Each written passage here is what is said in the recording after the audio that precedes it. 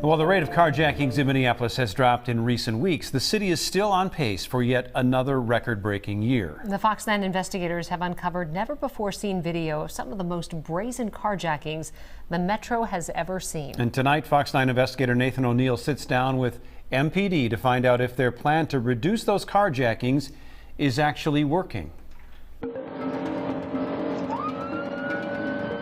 These are images you've never seen before.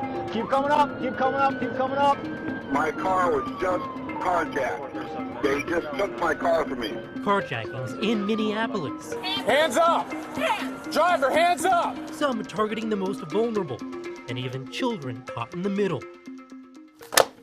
For the past 6 months, the Fox 9 investigators have dug through years of court records, evidence files, and video to gain rare insight into the genesis of the carjacking crisis. Here's the good news. Overall, carjackings in Minneapolis are down from that record peak at the tail end of 2021. But here's the bad news. So far, the city is still on track to outpace carjackings compared to last year and the year before that. In fact, let's go back to 2020. Minneapolis was reeling from the murder of George Floyd. The pandemic was raging, and carjackings began to surge like we had never seen before. This video, obtained by the Fox 9 investigators, reveals one of the most chilling examples. Watch as surveillance cameras track Antonio De Leon, seen here wandering the streets near a Raising Cane's restaurant in the summer of 2020, the height of the pandemic. The driver of the white Buick is inside picking up food, with her young daughter still in the car. Police records reveal her daughter has cerebral palsy and can't walk, so she left her in the car with the air on. De Leon appears to notice the car is running, hops in, and then takes off with the child still inside.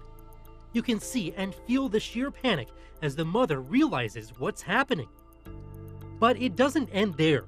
A few blocks away, De Leon pulls over and dumps the girl on the sidewalk, where she struggles to crawl to a bystander for help. After 7 grueling minutes, the mother is reunited with her daughter, unharmed. We recently shared this video with Minneapolis Mayor Jacob Frey.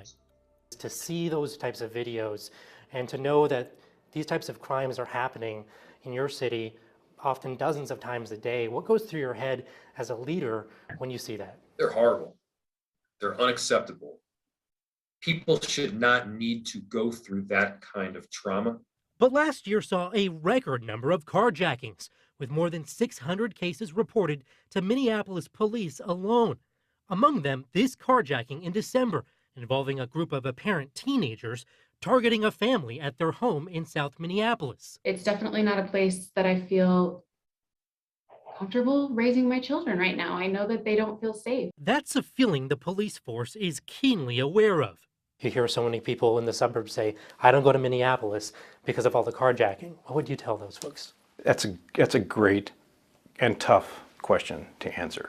I can't look at those 655 people and say, yeah, it's safe here, because they have experienced a horrible crime.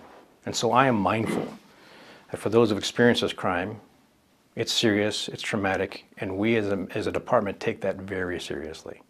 I can also say that the vast majority of citizens, employees, and those who visit the city don't experience crime.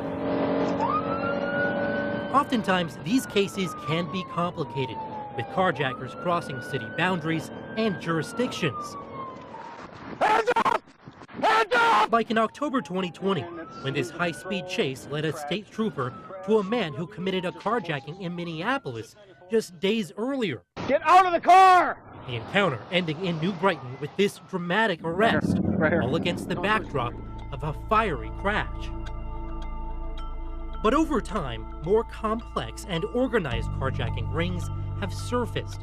And in the summer of 2021, MPD launched a carjacking work group made up of internal robbery and juvenile justice investigators, the FBI, and prosecutors. This group comes together and ensures that all of those crimes that are associated with that individual or with that group are being investigated to the best possible way and linking all those individuals. One ongoing investigation focuses on an apparent crime ring that's targeted rideshare drivers since 2021, In fact, a recent search warrant seeks data and information from Uber on potential suspects after identifying 71 violent crimes tied to the group. What would you say is the department's focus in terms of identifying success? The obvious one would be arrests, prosecutions, drop in occurrences. That's the obvious one. But a recent Fox 9 investigators' analysis of police data revealed in 2021, as many as 90% of carjacking cases in Minneapolis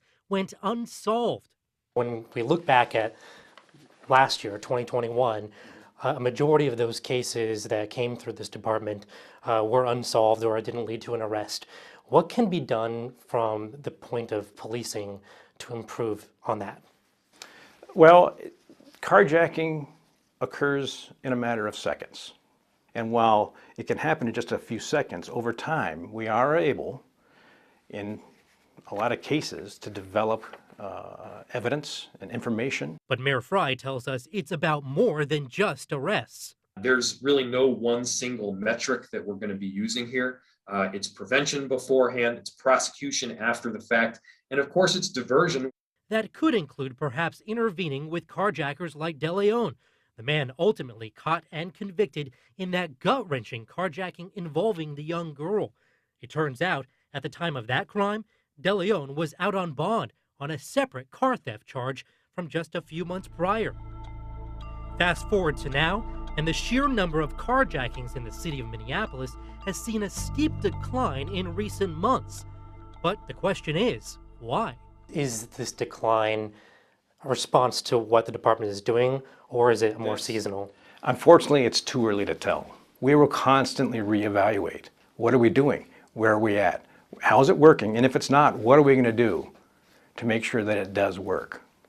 Now, understanding carjacking trends is a long-term strategy. These cases can often be tough to crack and even tougher to prosecute, which is why it's so important to look beyond what's just happening day to day. Still, it could take some time before we truly understand whether specific efforts by police, prosecutors, or any other agency are actually working. For the Fox 9 investigators, I'm Nathan O'Neill. And just last week, the U.S. Attorney for Minnesota announced his office is also ramping up its efforts to target carjackings and other violent crime. He vowed that any adult who commits a carjacking will face federal charges, which includes tougher penalties.